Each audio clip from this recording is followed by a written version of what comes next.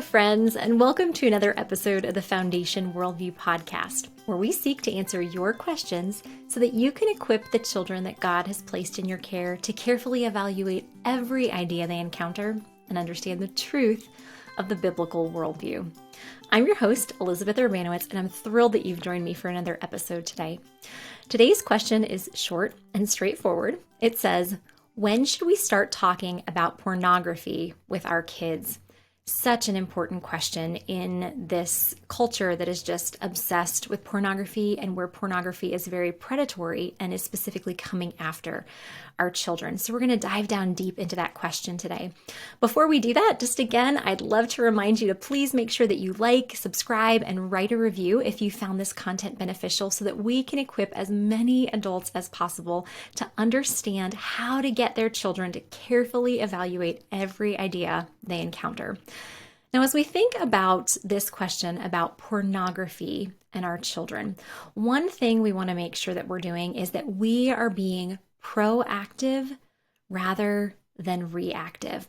We don't want to wait until our children have been exposed to pornography or until this issue has come up before we train them in what to do. Because anytime we're reactive, we're just fighting against something that has already started. Where when we're being proactive, we have the time and the space to build up just a sound, positive biblical theology of what it means to be human, God's good design for sex and sexuality, and how to avoid the traps of the enemy. Now, one mistake that I think that we make when it comes to thinking about when to talk with our children about pornography is we tend to underestimate how much our children have been exposed to, whether it's been through their exposure at school or their exposure in front of a screen, or even just their exposure being with other kids in a Sunday school class at church, that our kids are usually exposed to a lot more than we give them credit for.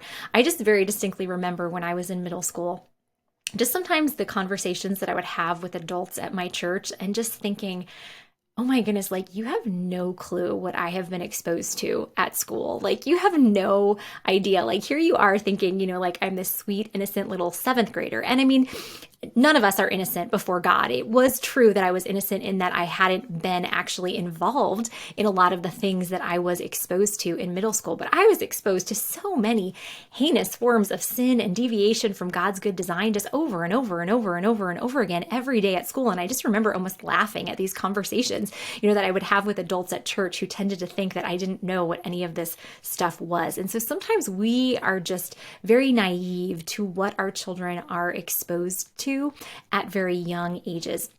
So my recommendation is that we start having talks with our children about pornography at the age of 4. Now, many of you might have just gasped and thought, oh my goodness, Elizabeth, you have to be nuts. Well, let me clarify that I'm not talking about talking with a 4-year-old about graphic, violent pornography at the age of 4, but that we just expose them to the idea that there are good pictures and that there are bad pictures, and that we want to immerse ourselves in the good and reject the bad. And so the reason that I recommend starting at 4 is because the average age of exposure to pornography is 8. And so when we're talking about average, we mean that that's a lot of times the median, that there's some kids aren't exposed to it until later and some kids are exposed to it earlier. So we want to make sure that we are preparing them very early on. And those of you who have followed Foundation Worldview for a while, you know that we recommend that we start talking to our children about God's good design for sex and sexuality at the age of 3.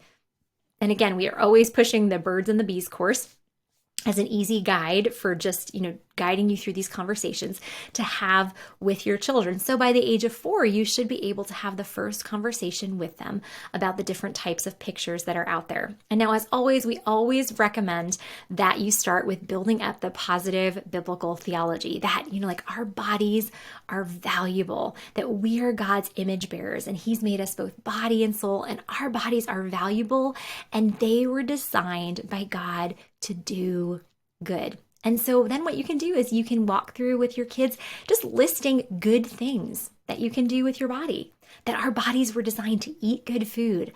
Our bodies were designed to play. They were designed to run. They were designed to sleep. They were designed to give hugs. All of the good things that our bodies were designed to do.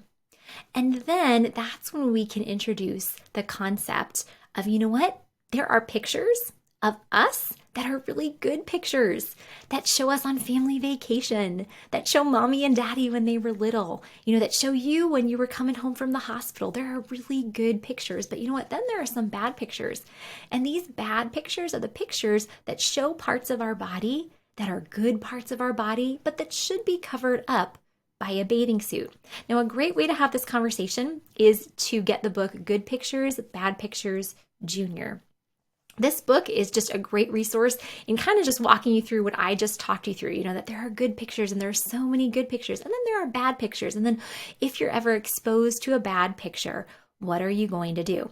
It's a very short picture book. It's written for kids ages 3 to 7. So it's a great resource to have in your home that you can just read through with your kids, and you can read through it over and over and over and over and over again, just so you're preparing them for the day that they do see a bad picture. And what are they going to do when they see that bad picture?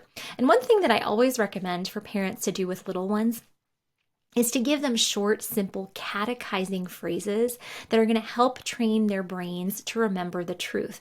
So when it comes to the evils of pornography, what we want to catechize our kids in is that our bodies are so valuable because they were made by God. So a simple phrase that you can just have your kids memorize is, God made our bodies. Our bodies are so valuable. You can just have them practice saying that over and over again. God made our bodies. Our bodies are so valuable. And that's something that you can say during healthy experiences, like as your kids are taking a bath, and you're washing their hair. God made our bodies. Our bodies are so valuable. That's why we're washing your hair right now, brushing your teeth. Our bodies are, or God made our bodies. Our bodies are so valuable. That's why we're brushing our teeth. Same thing when you're eating or getting ready for bed or playing, just talking about God made our bodies. Our bodies are so valuable. And then we can also have our kids practice saying that in negative experiences. When we're disciplining them for hitting one of their siblings. I'm disciplining you for this because, God made your little brother's body, and his body is so special, and you chose to hit his body, and that was not the right thing to do. When your child is sick and you're giving him or her Tylenol, say, oh, I'm so sorry that you're sick right now. God made our bodies. Our bodies are so valuable. And it's so hard when our bodies are sick. When you're passing scantily clad magazine covers in the grocery store, maybe you want to turn them around, so your child's not looking at them when you're checking out. Say, you know what? That's a bad picture right there. Why is that a bad picture? You turn it around and say, oh, that's because God made our bodies and our bodies are valuable. And when we see a picture like that, that is not showing that bodies are valuable. So when they're little, when they're between those ages of 4 and 7, just read through that Good Pictures, Bad Pictures book, then start talking about a catechizing phrase, to have them start thinking through the fact that God made their body is so valuable. By the age of 8, Good Pictures, Bad Pictures, Junior actually has a Next Step Up book, which is just called Good Pictures, Bad Pictures. That's a great resource that you can go through once your child is 8.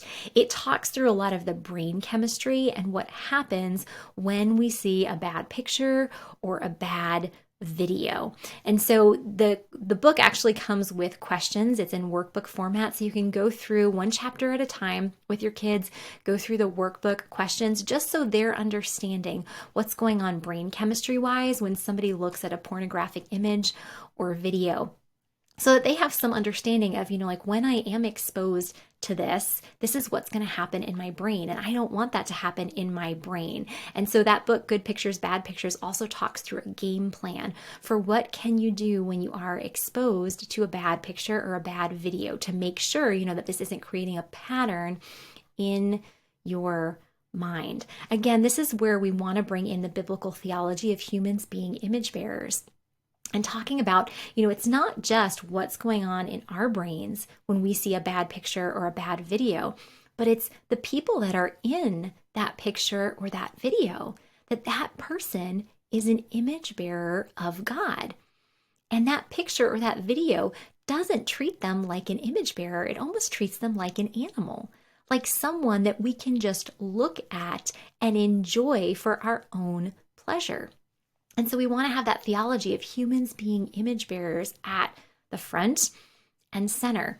Then another thing that's really important once our kids reach the age of, probably like 6, but especially by the time they're 8, when they're spending more time with friends, we want to make sure that we directly talk through and practice ways of escape when they're encountering pictures with a friend that, sometimes a friend might show them pictures. And so what do they do if they encounter that? You might think that your child is safe if he or she is homeschooled or in a Christian school, or their only exposure is, in Sunday school with other kids. But even in situations where all of the kids together, in a certain situation come from Christian homes, that's not a guarantee that your child is going to be safe from pornography. I taught at a wonderful Christian school for the first decade of my professional career. And this was a covenant school, meaning that the parents had to sign a statement of faith. And so most of the parents at that school were very intentional in having their children there so that they would get a Christian education. But I even had situations in my 3rd grade classroom where, one little boy would expose another little boy to pornography when they were having a play date. And so we have to understand that our children are not safe. We have to prepare them for what are they going to do when someone is showing them a picture or a video that is pornographic. And so we can just give them simple phrases as in, nope, that person is an image bearer of God. I don't want to look at that picture. And so giving them a phrase like that is reminding them of who that person is, but is also helping that friend understand why they are not going to look at that picture. It's not that they're a chicken, okay? It's not that they're scared. It's nothing like that. It's that that person in that picture or that video is a valuable person because they bear God's image. So I am not going to look at that. Okay? So we want to just teach our kids what to do if they are in those situations. Another thing that I think is really important to do is just to prepare them for, when they do accidentally bump into a pornographic picture, what are they going to do? This is something before I would ever hand out laptops from the laptop cart when I was teaching. I would go over this with my students. I would say, you know what? We're going to be doing some work on the internet today. And you know what? On the internet, there are some good things and there are some bad things. And it's possible, even with all of the safety things we have at this school, that you might encounter some bad pictures or bad videos when you're online. And I said, you're probably going to have one of 2 reactions when you see a bad picture or bad video. The first thing is you might feel really embarrassed or you might feel ashamed. And so you might not want to tell anybody because you feel so embarrassed or ashamed. Or you might feel curious and you might say, I like the way that picture made me feel. I wonder if there are more pictures or videos out there like that. And I would say no matter what your response is, whether you feel ashamed or whether you feel curious, the immediate thing you do is you close that laptop screen and you immediately come to me or the nearest, safest adult and you tell them exactly what happened. And you know what? We're going to be so proud of you for telling us. We're going to be so grateful that you cared so much about protecting your heart and your mind that you came and told us the truth. And you know what? When you tell an adult about what happens, that brings everything out into the light and there is no more shame or no condemnation for that. And so just to remind them that they're going to have some of these reactions when they do see this picture and to let them know exactly what to do. This is something in your family, just intentionally practice avoiding porn culture in your family. If you're watching the Super Bowl and there's a really raunchy halftime show, don't just turn it off without saying anything. Just say, you know what? That person up there, the way that they're showing that person is not as if he or she is an image bearer of God and is valuable. So we're turning this off. And so be very intentional about doing that and everything that you let into your home. It's also really important that you make sure you get filtering software on all your devices. That we know that pornography, the porn industry is predatory. It's coming after us. It's coming after our kids. And so we have to have those safe filters on our devices and be honest with your kids about why you're putting those filters on your devices. Now, as our kids grow into teens, we want to make sure that we're continuing the conversation. This isn't a one and done conversation when they're 4 or when they're 8 or when they're 12. We want to continually have these conversations so that they're reminded of why we are making sure that we're intentionally protecting our minds and our hearts from the pornography that is so prevalent in our culture. As your kids get phones, make sure that you're setting very clear parameters around the phones, what they can, where they can go, where they cannot. Again, that's where the software that you can put on all your devices is really helpful so that you get a record of every place that they've been. You're also going to want to make sure that you're preparing teens for the type of pornography that can come over the phone in text messages, that a lot of teens are into sexting. We want to make sure that we're helping our kids avoid that as well. So make sure that they understand what it is and what they're to do if that ever happens on their phone, that they should come to you immediately. I have a friend who, every evening she and her husband, they collect their kids' phones and they read through all of the text messages that were sent, and their kids just know that all of their text messages will be read. As our kids are developing into teens, it's really important to bring other adults in the body of Christ in. Now, I don't recommend that you put all this pressure on the youth pastor, mainly because usually the youth pastor is very young and is not super well trained. Find an older adult in the body of Christ. Find older couples, older families, older single individuals. Start inviting them into your family, practicing biblical hospitality, and asking them to come alongside and mentor your teens so that they're living a life that is honoring to the Lord. And then the final thing I want to recommend, which is by no means the final thing that we should do, it should be one of the first things that we should do, is to pray. Pray that God would give our kids hearts that are soft towards Him.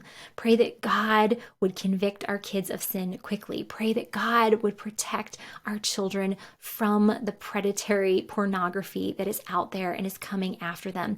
Because you know what? We can't be with our children every single moment, day and night, but you know who is? The omnipresent God of the universe.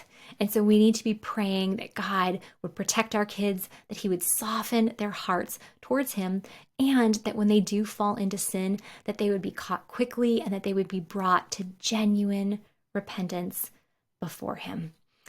So these are many important things. I know I just gave you the whole mouthful today, but I hope that there's just some helpful tips at different stages of development for when to have this conversation about pornography, some helpful resources like the Good Pictures, Bad Pictures Junior, the regular Good Pictures, Bad Pictures, and then just conversations that we can continue to have with our kids and tools that we can give them to prepare them to understand the truth and the goodness and the beauty of God's good design for our bodies, God's good design for sex, and for sexuality.